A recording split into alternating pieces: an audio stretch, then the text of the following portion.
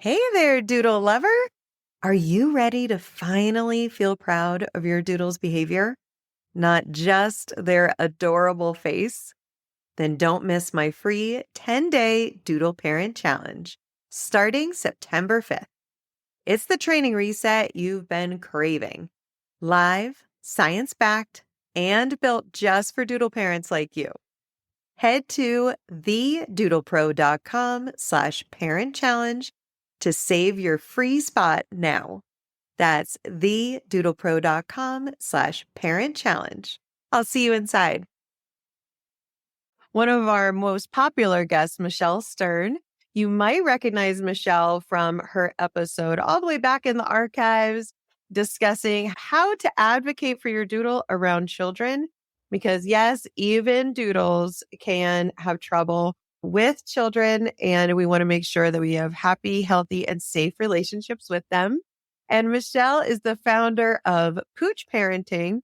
And not only is she a certified dog trainer, but she's also a former school teacher and brings an expertise together that is quite unusual. So we are going to be discussing growling today. And it's a really hot topic, and I'm so happy to have Michelle here to join us. Corinne, thank you for having me back. So happy you're here. Me too. When I mentioned that we are discussing growling, I think that there's almost like a visceral response that people have, even to hearing the topic. When I think about growling, I think of how people respond to it emotionally from the human side of things. Can you talk about that a little bit?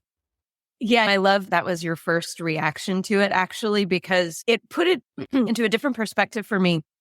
Just hearing you say that, because what it made me realize is that it almost is like they're in trouble. Like growling means that my dog might not be perfect. My dog might be a bad dog. My dog has feelings that are unpleasant. And none of us want our dogs to feel unpleasant. None of us do.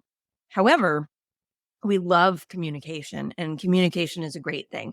Now, do we like that our dogs are feeling bad? No, we definitely don't. However, with a little bit of knowledge and forethought, we can take a look at who our dog is, how our dog is actually feeling in any given moment. And then we can say, oh, you know what?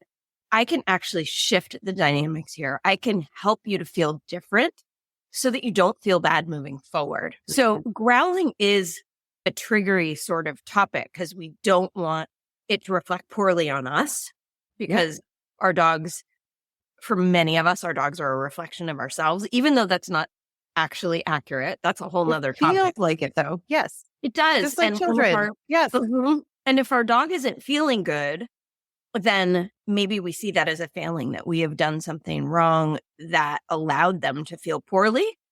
But in reality, I like to try to flip it on its head. And I like to try to say, you know what? If your dog is growling, I want you literally to say the words, thank you, to your dog. Somebody said to me, what do you mean, thank you? Like, how do you thank your dog? I said, you actually say the words, thank you.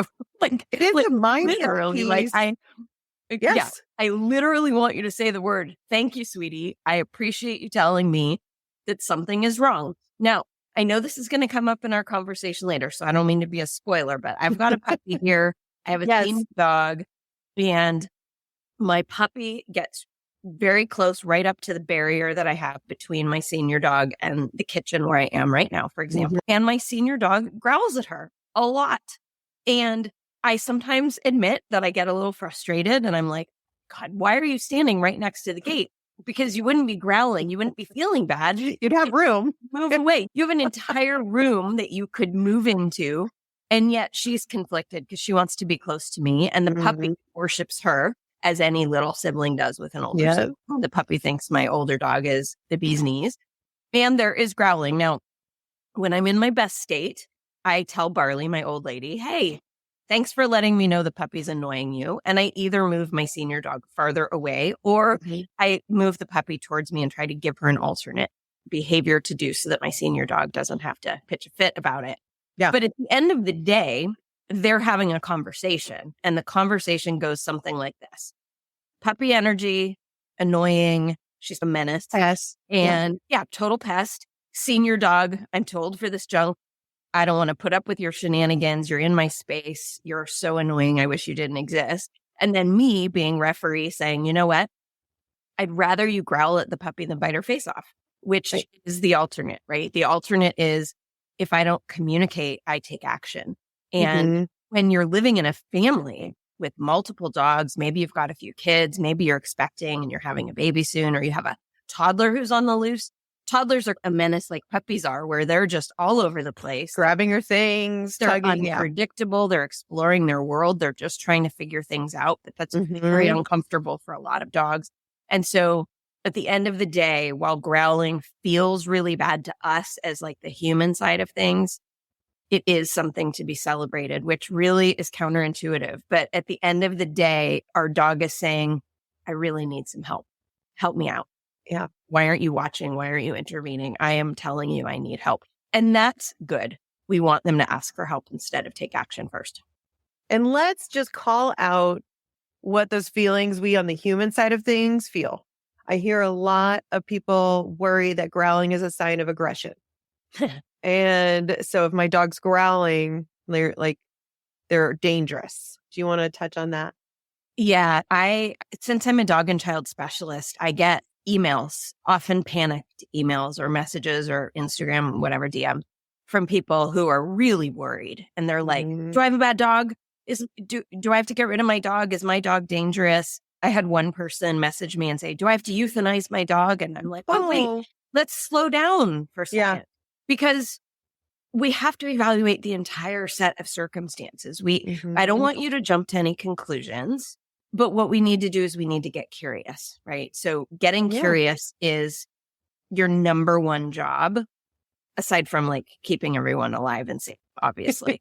But like getting curious about why is there a certain behavior? What could have caused it? How could we intervene? Can we shift how the dog feels instead? Now, I actually would say that a dog who growls, we cannot label that dog necessarily. We don't have enough information because we haven't been curious enough yet, and I don't have enough data.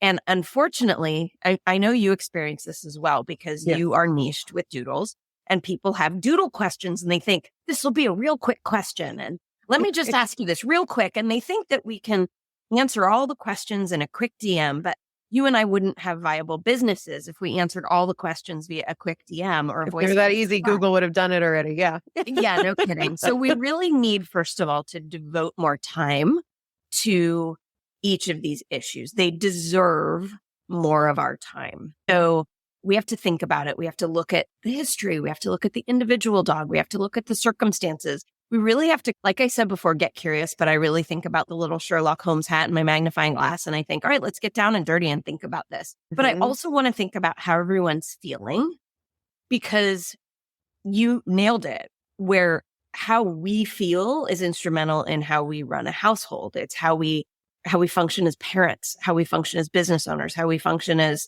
multitasking humans, right? We are dog moms and dads. Sorry, dads, if your dad's in here, but we're dog families and we have other jobs as well. But if we don't think about our fears and our concerns and our worries or what we're actually capable of putting our attention on, then we can't serve anybody. Are we too scared to function? And if that's the case, then you got to bring someone like you or me in to give you the support you need, the professional support you need.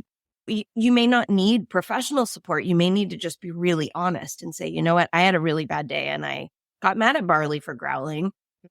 I didn't give it the curiosity it deserved to try to identify why Barley was growling. I just was snappy because I'm not well or I'm sick or whatever, right? I'm tired. But at the end of the day, we need to look at the circumstances. We can't label a dog for one behavior.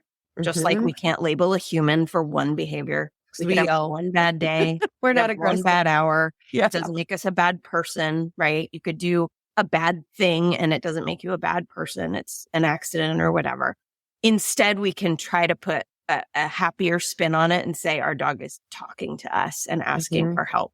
And so if I like to look at it that way, we can't say your dog is aggressive.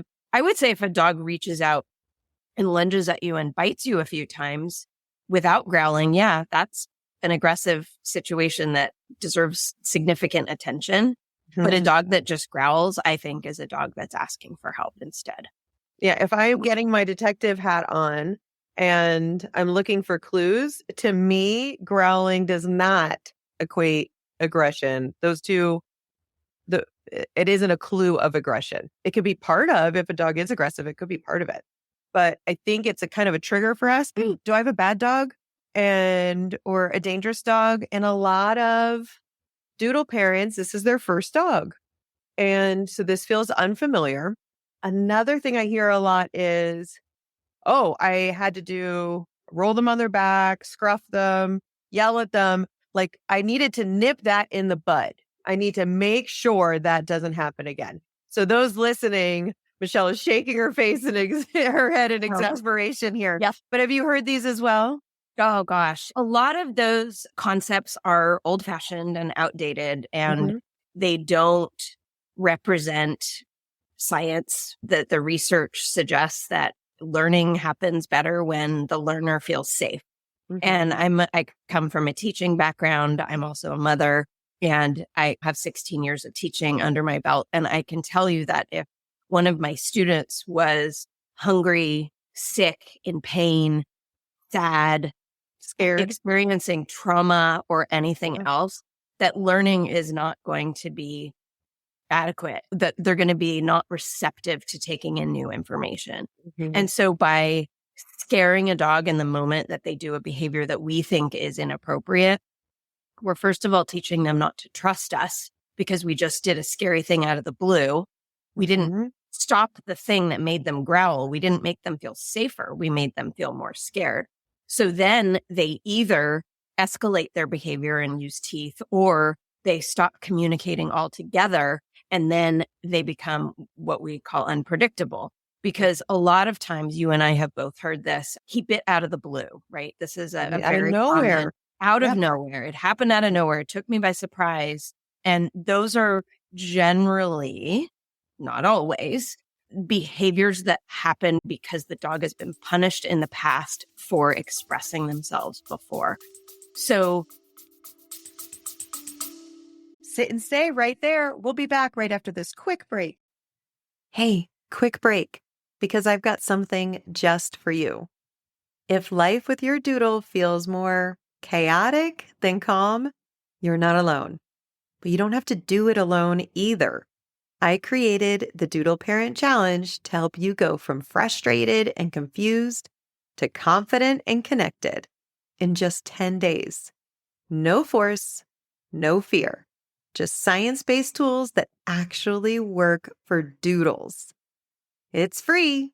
It starts September 5th, and I'll be there guiding you live. Head to thedoodlepro.com/parent challenge and grab your spot now. Let's make calm feel possible again.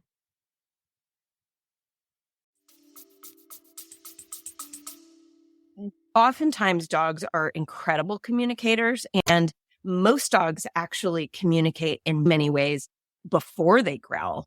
Yes. What some professionals, one person that I respect a lot that I know is Chirag Patel, and he is remarkable. And he likes to use an expression which goes like this, which is that body language, the way that our dogs move their bodies and express themselves with their eyes and their ears and their position, etc., that those are whispers. He calls those whispers, and he says they're very quiet and you're going to miss them if you're not paying attention. And then if you're not paying attention, then they escalate up to growls, which he calls more like in the shouting range and the yelling range. And then beyond that, it becomes physical, because if you completely are ignoring all of those signs, then the dog is going to escalate and do something potentially very dangerous. So what our goal should be is to notice the whispers, because then the growling doesn't even have to be an issue, right? So when people ask me, how do I stop my dog from growling? I think, wait, okay, here's one way, in a good way. The good way to stop your dog from growling is notice their discomfort before they growl. Your dog never has to growl if you're paying attention, right? However, we don't stop growling in the way that the old school thinking is by punishing the growl. Instead, we say, oh, I am sorry. I let you down. I blew it. I didn't notice how you were feeling. I'll do better next time. But we never want to punish the growl, because then things do appear out of nowhere in the future. Those are the dogs. The dogs that the growl has been punished out are the ones I'm more nervous about working with. Yep. Because they have been taught they're not allowed to communicate. That communicating with me is scary. Yeah. And all that's left is them feeling cornered in teeth. That's all that's left.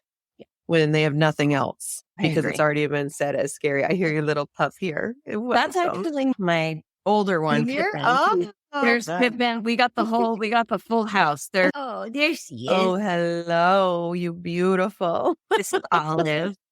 Hi, Olive. Tell us how old Olive is. Olive is 4 months old now. Oh my gosh, she's grown really fast. I know. She's huge. I want to put a pause. Yes. Yeah, I would like to pause. And what breed dogs are yours again? These two little ones are border terriers. Mm-hmm. And my older one is 3 years old, the one who's whining. He does this a lot when I'm on podcasts and interviews, which is so fun. And then my senior dog is a 70-pound mix of some sort, shepherd, something. I don't really know, to be honest. It's a good little pack you've got going on. Yeah, it keeps me busy. Yes. So when we're talking about those whispers, reading dog body language is not intuitive for humans. Like, it takes studying, just like learning a different foreign language. So don't be hard on yourself if we're talking about these subtle whispers.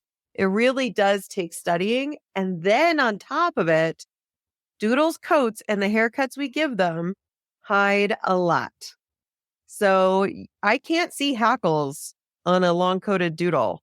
That's the hairs that stand up in between their shoulder blades. That curly, floppy coat, I can't see that change in direction. Yeah. If we've got a docked tail, I can't tell the angle of the tail very well. Or that curly kind of poodle where it's hanging over the back. The tail's never low. It physically can't even go down. The beard hanging over the mouth makes the tight muzzle impossible to see. The lip curl a lot harder. Yeah. So it doesn't mean that they're not whispering. We have to listen even closer for our pups that are in those teddy bear coats. Yeah, that's a really good point, because part of what makes Doodles so incredibly adorable is that they're foofy and they're like big stuffed animals. So I would agree with you. That does make things harder. What we really need to do for the Doodles' benefit, of course, is we need to make sure we can see their eyes, because if we can't see their eyes, then they can't see very well because they're operating through a veil of floof.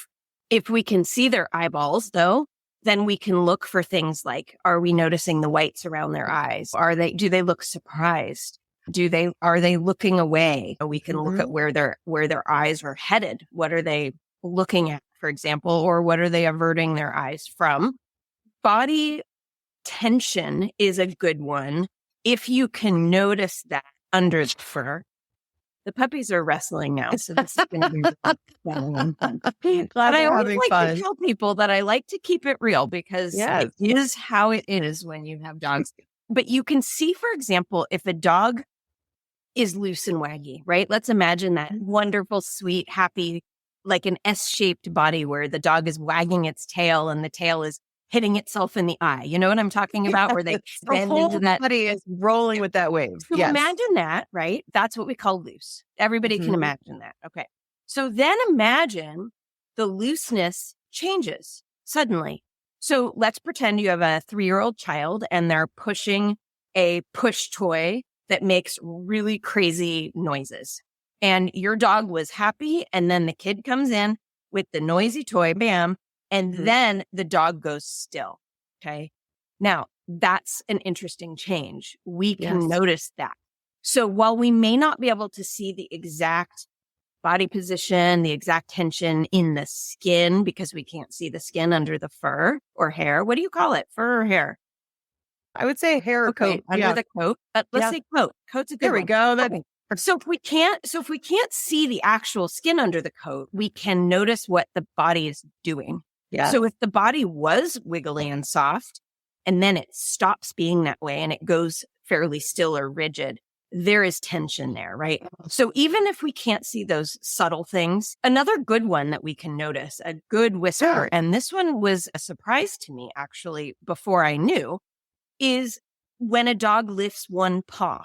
Now, you might imagine this in a pointer, let's say, a German short-haired Like you pointer. picture a hunting painting. Yes. Or something. The dog is up, one foot is up, the tail is out. We're imagining such a thing. But a lot of dogs who are uncomfortable will lift one paw. They're not channeling their inner setter, or they're not like spotting a bird and going to go chase it or anything else. But they are uncomfortable. And sometimes it's because your baby's having a tantrum, or because your spouse is having a tantrum, or because you are having a tantrum, right? Or whatever it is. So sometimes what happens is we see something that's unusual, and I want you to pause and notice that. We can also notice if our dog is yawning, because yawning is a great sign that sort of says something's weird, something is going on. I'm uncomfortable. And it's not necessarily like you're going to notice. It's not because your dog just woke up from a nap or something. It's literally like yawning because something is going on in the immediate environment. Yes. I'm going to grab some treats while Go for it, Michelle. Michelle's doing that. I'm going to peek in the comments to see who's here. Okay. And I see Rebecca's here, and she shared, I don't mind when my dog growls, especially since I work from home alone. He's communicating with me, but I want to teach him when to stop growling when I ask help. Okay. Again, and just to give a little context, this pup is a bit nervous sometimes and fearful. Okay. So that's great information. Thank you. So I would actually push you. You said Rebecca? Is that who asked the question? Okay. So Rebecca, I'm going to actually challenge you a little bit. And I want to ask you why you want to ask your dog to stop growling. Is it because you don't like how it feels to you that your dog is growling? Is it because you're frustrated that your dog is having feelings like that? Like, I'm afraid, and you wish that your dog wouldn't be afraid? Because from a mindset perspective, you can't just ask someone to stop being afraid. So, for example, my son is afraid of spiders. He's now 20 years old. He's still afraid of spiders, but he is adapting. He is learning to cope with spiders. He now knows he can move away from spiders, etc. But when he was really little, it was almost significant enough that we would have a full-blown freak out attack where he would be crying and he'd be afraid to go to his room at all for the next couple of hours, etc. And I can't just walk up to him and be like, get over it. It's just a spider. Stop being afraid of spiders, right? Because that's not being sensitive necessarily to the reality of his feelings. I might not share those feelings. I might think that spiders are nothing to be afraid of because I actually like spiders myself. So I'm weird like that. But because I have a different perspective, I don't necessarily have the same empathy for his fear, for his feelings, right?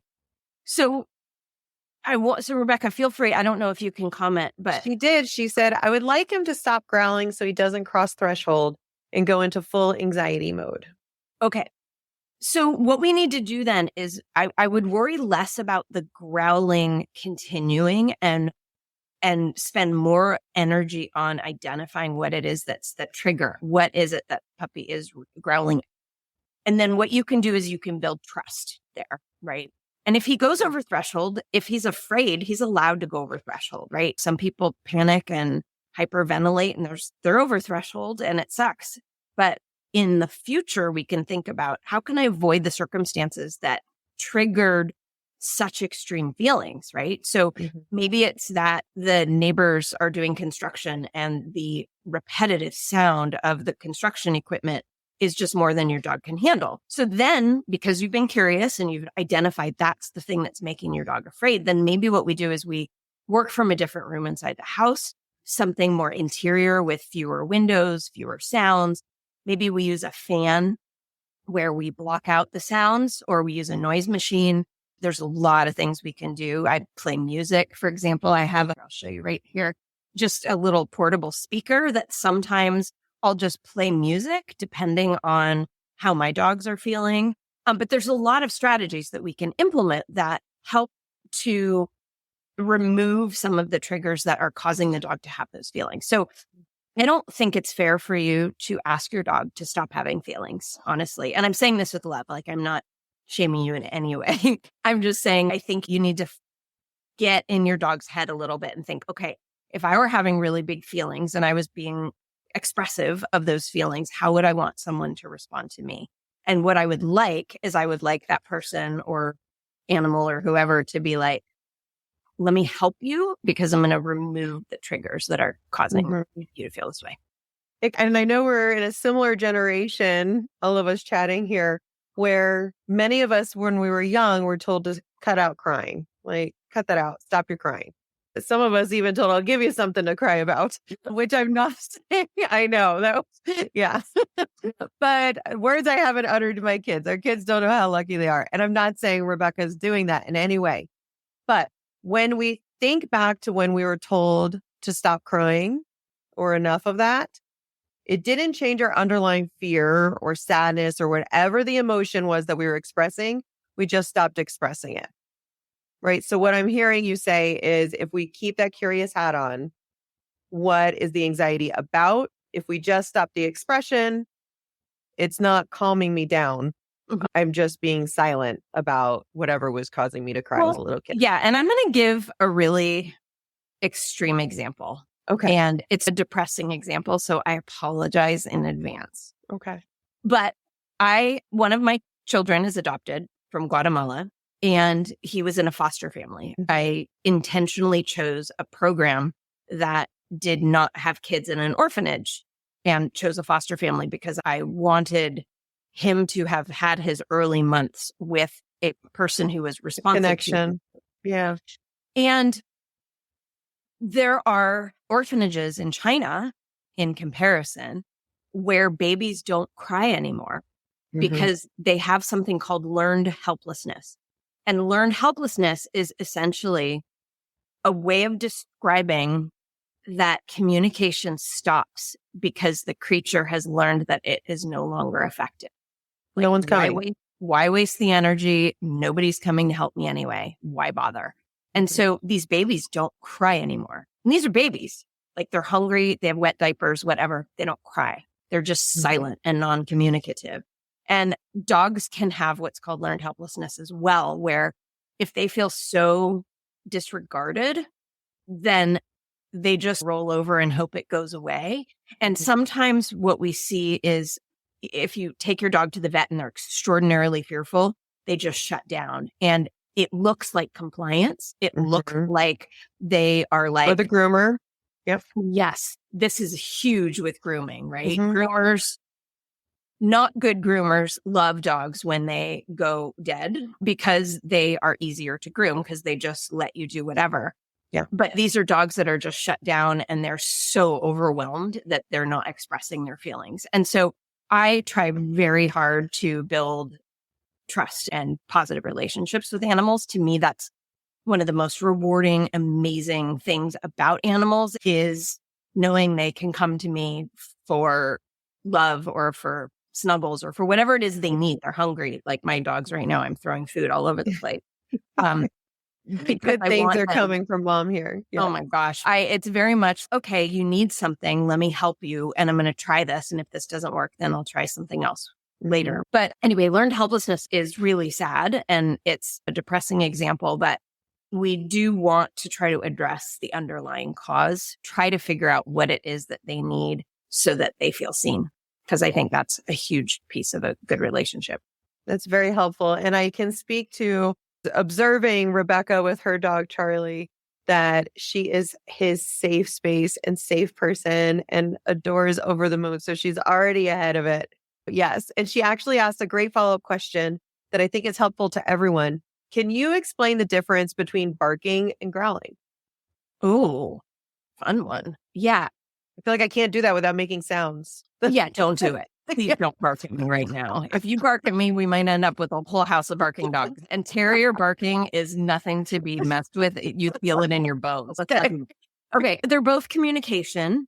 Barking is often done for different reasons. It can be done out of excitement or enthusiasm. Hey, mom's home or dad's home or whoever's home. The kids came home from school. Like my senior dog, Barley, has a really funny bark that is a woo bark. That's her happy bark. And it's different than the, like, somebody delivered a package at the door bark. That's totally different. Yeah. And so you can tell different feelings sometimes by the tone of the voice. And that takes time. Barley is 14 and a half years old, so I've had some time to get used to her different sounds. Barking can be out of fear. It can be a fearful response. It can be an arousal response, like I'm so excited, or it can be an alert. So it can, if your dog is mixed with a guardian breed, for example. So let's say you have an Aussie Doodle or something else. Which this pup is, yes. Oh, there you go. You're looking at a dog that is trying to keep a group of creatures safe.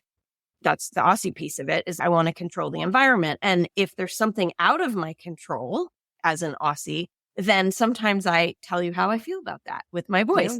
And I will also try to move things around in the environment. We sometimes call these dogs the fun police because they like things how they like them. And they can get really upset if the X's, the I's are not dotted and the T's aren't crossed. They like things where they like them, right? Yeah. And so sometimes we'll see barking as a way of being frustrated, for example. Another type of barking could be what we call demand barking. So demand barking is something that's fairly common in my world, where we have somebody who, let's say, has a new baby, and the dog who is their first baby, their fur child, is having a real hard time sharing attention with the family because they're now second fiddle, unfortunately. It doesn't have to be like that forever, but in the beginning, everyone has to learn. Mom sitting and nursing, using a bottle. That's all you got. That's all you can do. You got to finish the feeding. Yeah, exactly. And so some dogs think that just sucks. And they're like, you know what? This blows. I'm really unhappy and I'm going to tell everybody about it. And I'm going to complain, and it might be accompanied by other behavior. It might be accompanied by jumping or by pawing, like they may paw at you. And these are all things to say, excuse me, I am your beloved and you're ignoring me. And so we call this demand behaviors because they're demanding your attention. Barking comes in all different forms. And again, everything is very circumstantial. And by putting on that detective hat, yet again, we have to think about the circumstances. Are they afraid? Are they telling us something? Do they have to poop? And they're saying, dude, you're not paying attention. I got to go. And you're not noticing. And so I'm going to tell you about it. Or it's 5:01 and dinner was at 5:00. And I'm sorry, but you are tardy and this is a big problem, right? So there are alarm clocks, etc. So barking can happen for a lot of different reasons. Growling, though, is really, I don't want to say it's more important. It's the one that gets our hackles up because that's the one I think we have in our primitive brain associated with danger, right? Yes. Like the bear coming to chase us. The growling is like that, where we're like, oh gosh, okay, I better take things a little more seriously right now, right? So we really have to get curious and just take action. And sometimes taking action means stepping away, right? So that's okay. Action is a big thing, but action doesn't always mean swooping in. Sometimes it means giving the dog space and saying, whoa, you know what? You were sleeping on the couch and we have some resource guarding that we're working on and you were telling me to back off. I am going to back off, not because then you get your way or you get what you want or whatever else, but I'm going to back off to make you feel safe in the moment. And then we need to revisit the whole you on the couch thing, because if you're guarding the couch and being inappropriate, then I think you lose that privilege, for example. So you can then change the rules later, right? But we need them to feel safe in the moment so that they don't escalate and use teeth, because that's usually what escalation leads to, air snapping, and by the way, dogs don't miss. So if you say my dog tried to bite me, they would have. That's a misunderstanding. Yeah. The dog is warning you and the dog is saying, dude, I am really serious and you're blowing it. And they do not miss by accident. Yeah, said. And I see growling as more solidly associated with fear, anxiety, or stress, unless it can sometimes be heard during play or things like tug. And that can be pretty triggering to us too when you hear two dogs like, I'm sorry, I'm not going to make the sound. No, yes. Get your dogs going. I'm sorry for our listeners. But there are dogs that are more vocal. My late poodle Hershey, she was very vocal. Yeah. And I like a trainer trick of, if you videotape the play, watch it on mute. Is the body really loose, S shape? Are they switching roles? One's on top, one's on bottom, the other, and then they switch. One chases, one's the chaser, and they switch. take a break. And if you think one is like the offender, take away the one that you're worried about, have them stop play, let them go. Do they run right back to the quote offender to keep going? Yeah. And let them do, we call that like a consent test. So if you hear growling during play or tug, that can sometimes bring out that like just visceral vocalness. Yeah. Those are dangerous. Yeah, no, that's true. And in fact, terriers are famous for growling like monsters, like devil when they're playing. And it's hilarious. But I can see how if you're new to dogs, or if you're not sure, you can think, oh my gosh, is this safe? Is the dog, is that an aggressive dog they're playing with? Mm-hmm. And when in doubt, ask somebody you can trust. A dog professional can help you to translate, to be your translator. And again, if you're scared, then take a break. Breaks are good. And then we can see what the dogs are choosing to do, because nobody's forcing them to play tug. They're choosing to play tug. Now, the one thing that can be tricky is if there is, again, resource guarding of an item, and you have a dog that has a bone and another dog comes over and one dog starts really growling or snarling. That's not happy vocalization. Yeah. And that's a warning, right? That's, hey, excuse me, this is my precious item.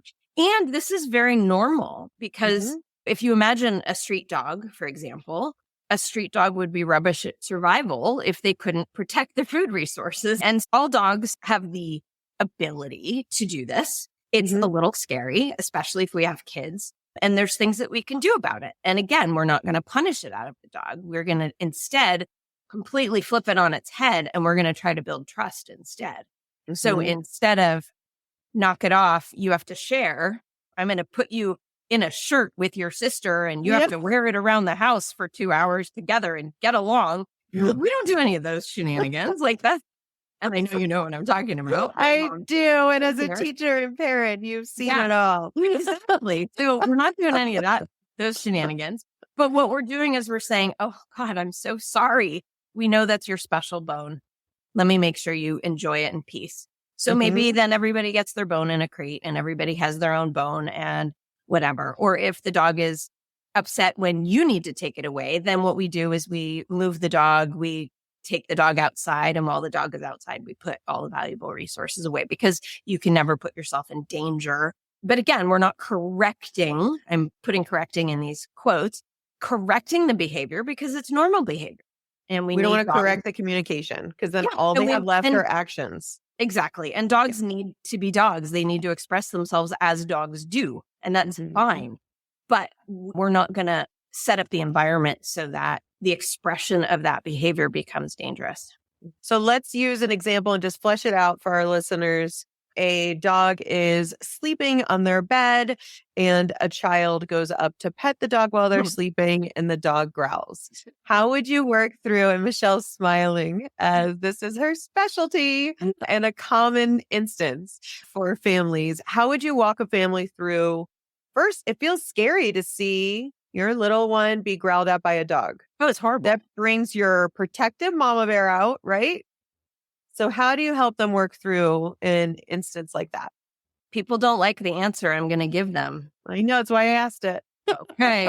All right. I'm just making sure I'm about to give some advice that people are like, that's not what I wanted. I wanted to fix it. Right. The way to fix it is to not let your child approach a sleeping dog. Period. End of story.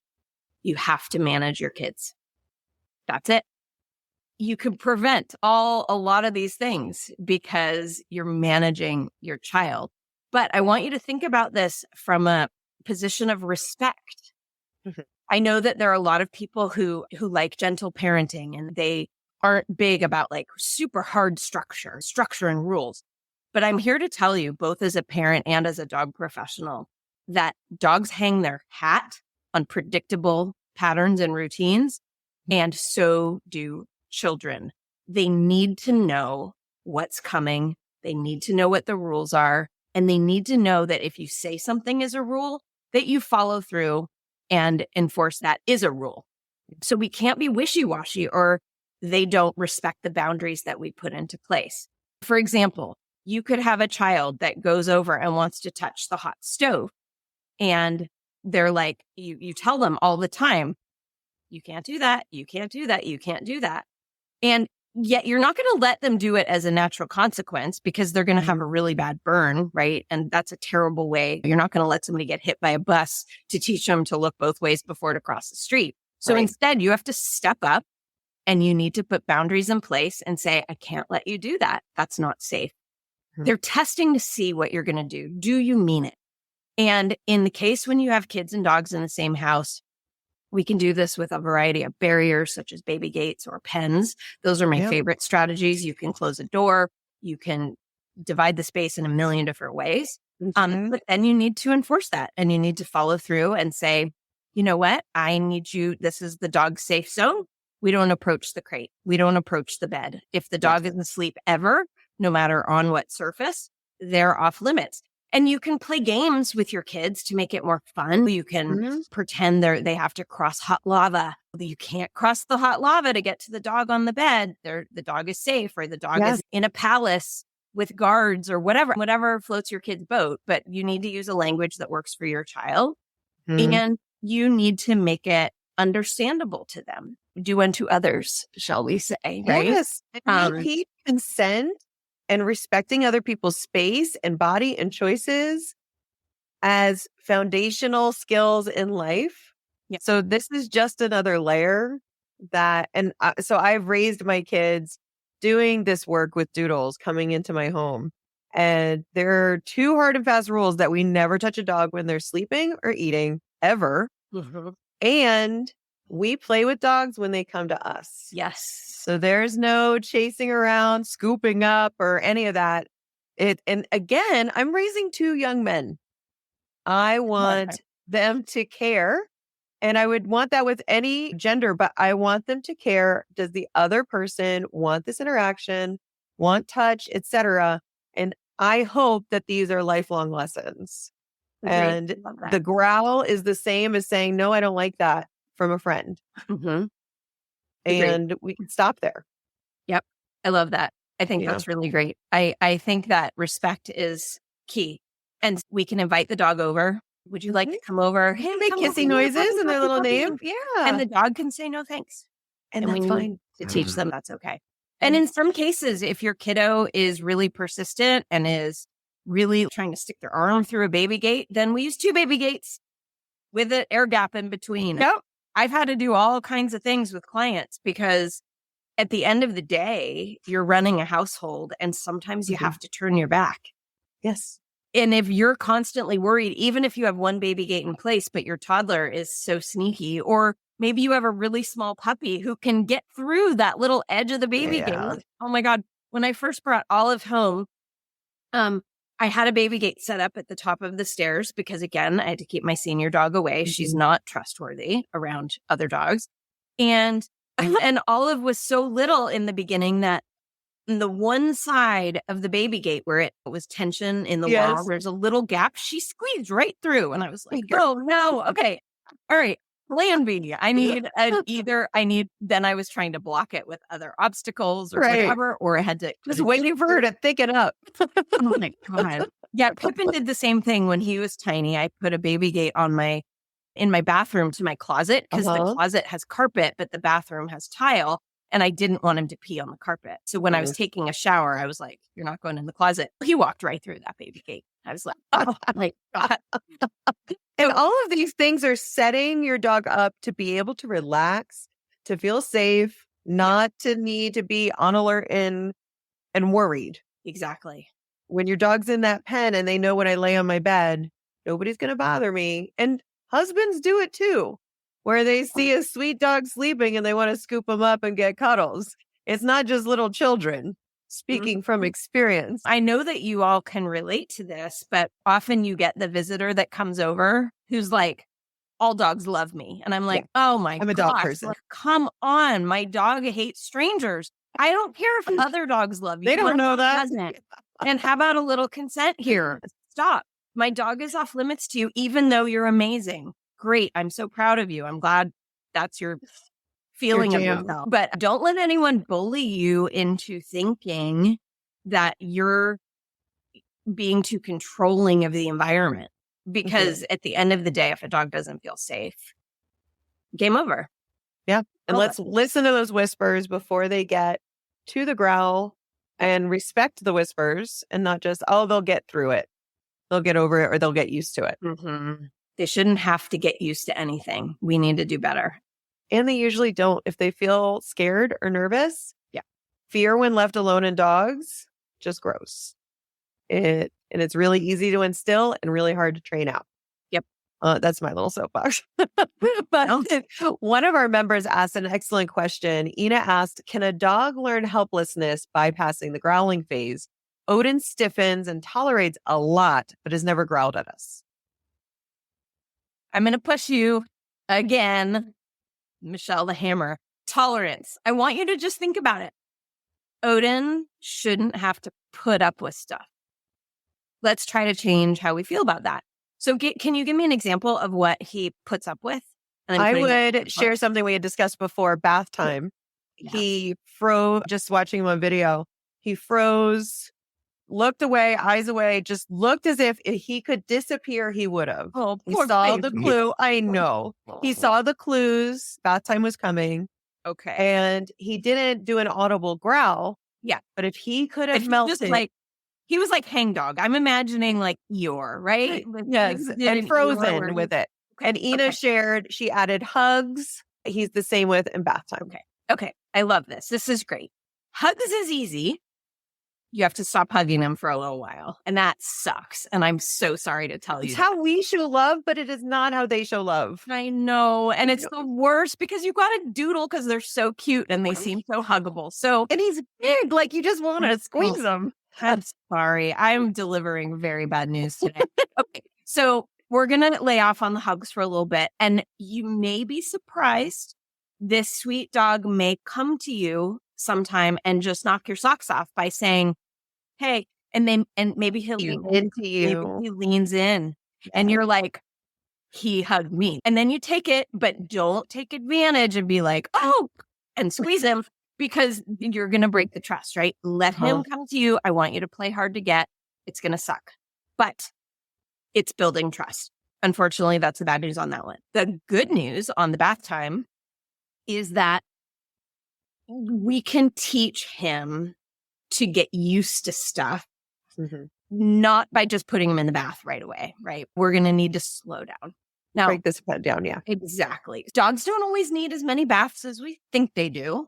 And Corinne is really good at the whole doodle grooming thing. So I'll defer to her on this. But what I will say is that grooming from the perspective of getting the hair combed or brushed or whatever down to the skin so we're not getting matted is much more important than bathing. Agreed. And we can start to expose the dog to lots of cues that grooming is going to happen and pair them with positive experiences. So for example, I wish I had it with me. It's over by the sink. So I have all kinds of licky mats. So I have little textured licky mats. I have one that's a bowl, so it wobbles, and it's a licky mat wobble licky bowl or whatever. Yes. I love that. You know what? Those are cool.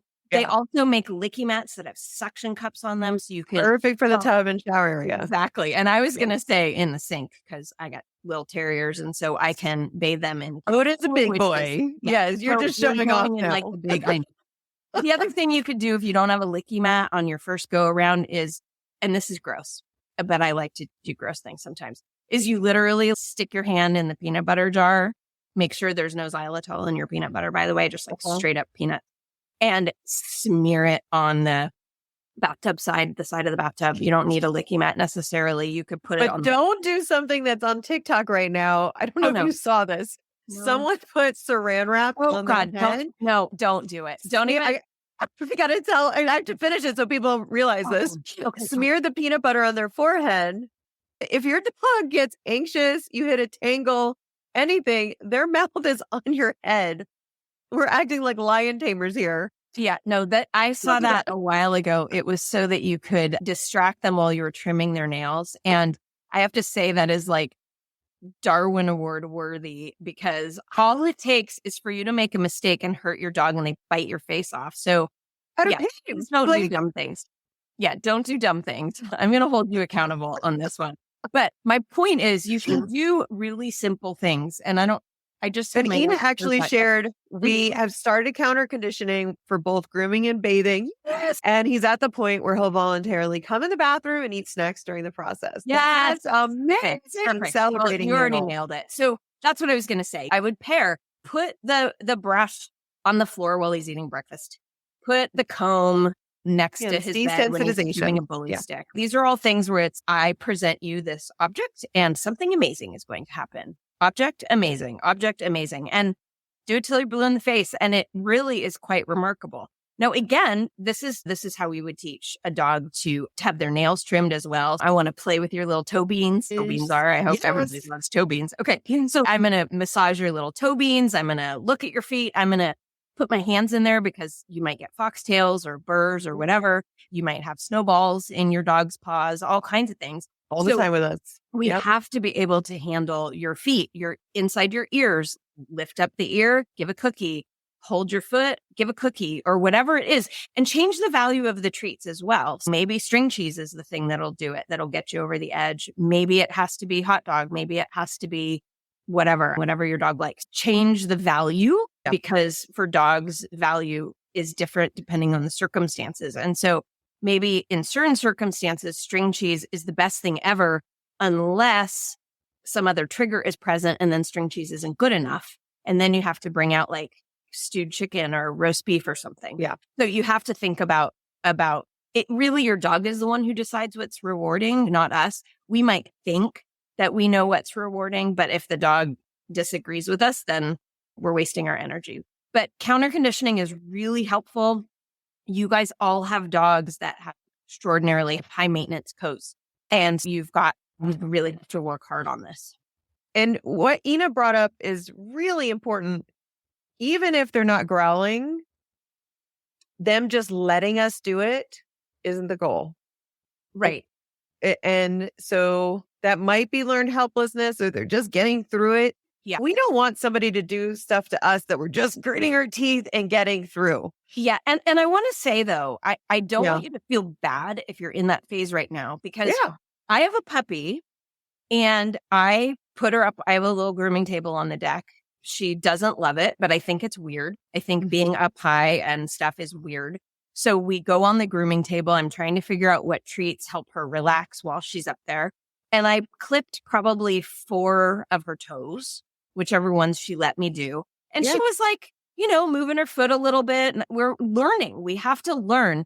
I'm going to hold this and I have to move your little toe fuzz out of the way so I can see the nails because, everybody has toe fuzz and I can't clip the nail if I can't see it.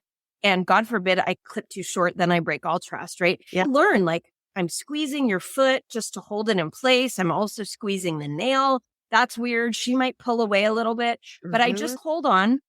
I'm not being inappropriately forceful, but I'm saying, hey, bud, I'm going to do this for a second.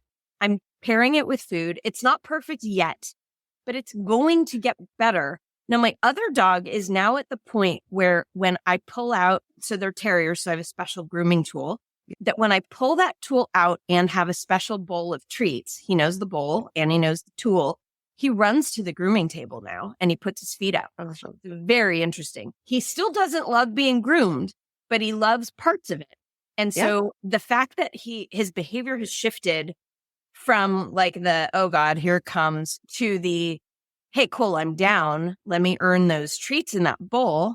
That's a really big step in the right direction. So I don't want you to feel like you're going to be a miracle worker overnight because this stuff does take time. Yes. And unfortunately, you can't just not groom your doodle because they're like putting up with it. But in general, putting up with things is too low of a bar. And I'd like to see a more positive response in reaction to those things.